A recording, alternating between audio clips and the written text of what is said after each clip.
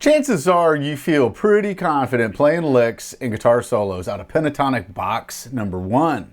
But when it comes to boxes 2, 3, 4, and 5, maybe you don't feel as comfortable with them because you're not sure where the resolution notes are at or where you can string bend and still be within the scale. So you tend to kind of back away from those other positions because you're just not sure. Today I'm going to be showing you 10 different box 2 pentatonic licks.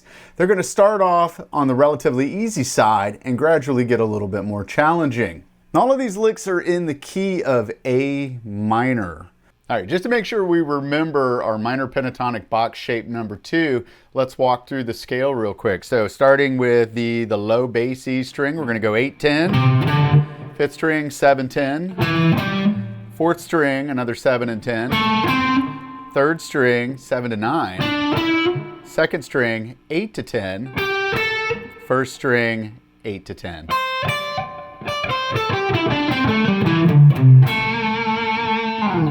Here's lick number 1.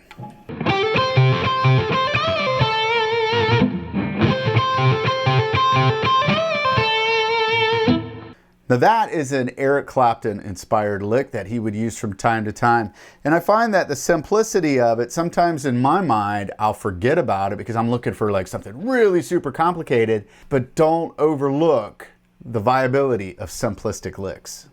Here's lick number 2.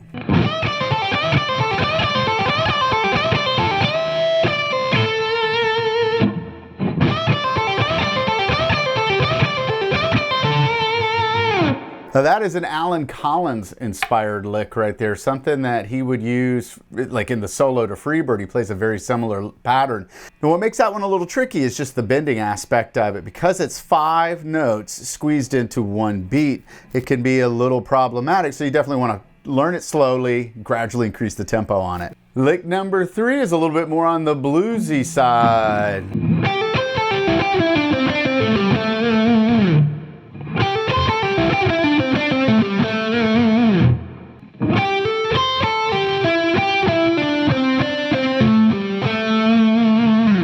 You can take these licks and you can modify them. You can extend them, you can make them shorter, you can play with the rhythms and things like that. Now lick number 4 is a 3-note sequence. And I love sequences because I can throw in a sequence in between licks, get a nice little fast flurry of notes that sounds really good.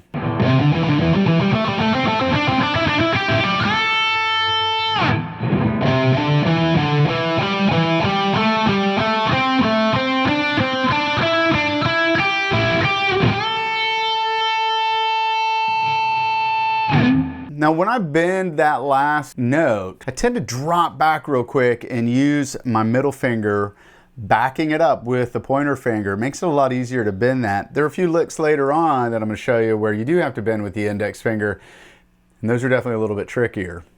Lick number 5 is another kind of bluesy one.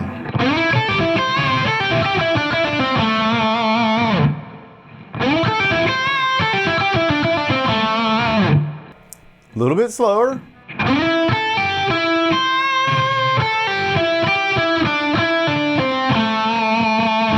Lick number 6.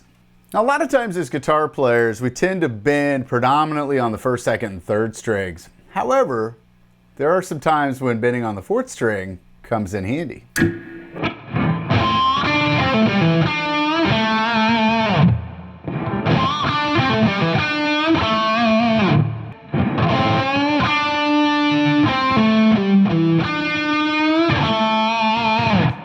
Lick number 7 is a descending 4-note grouping sequence like this.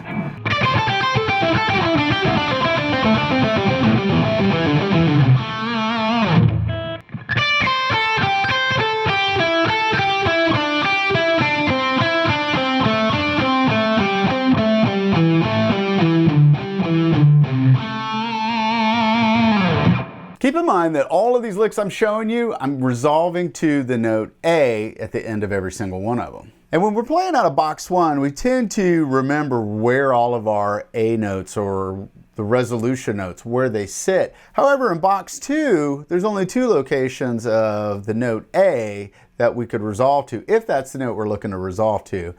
The first A sits on 7th fret on the D string. And then the second A sits 10th fret on the B string. So remembering where those notes are at will help you to create licks and always kind of know where that tonic or that root note sits. Now, I mentioned earlier that a lot of times we're not sure where we can string bend and still remain within the scale. So based on box 2, there's a couple of spots where we should bend a step and a half if we want to be able to stay diatonic or within the scale. As an example is going to be lick number 8 that bends a minor third or a step and a half pitch, 2nd string at the 10th fret.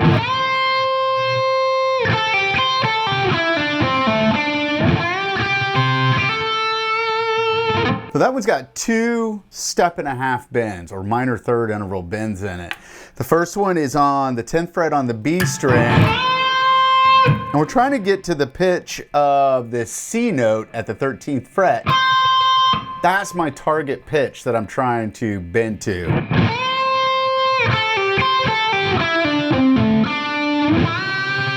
And then as I get to the G string, I'm going to bend that 9th fret up to the pitch of what sits at 12, which is a G.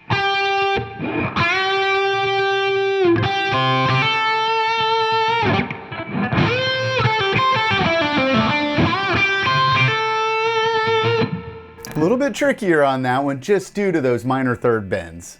The lick number 9 utilizes a couple of different odd bends in it with the index finger and then the middle finger. So it goes like this. Short lick, it's super short, but you could modify it, you could add to it and elaborate on it.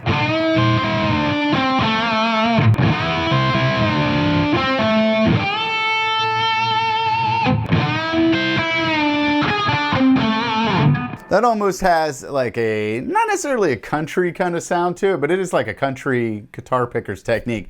But it's definitely sounds something maybe more on the bluesy or even some like southern rock kind of sound.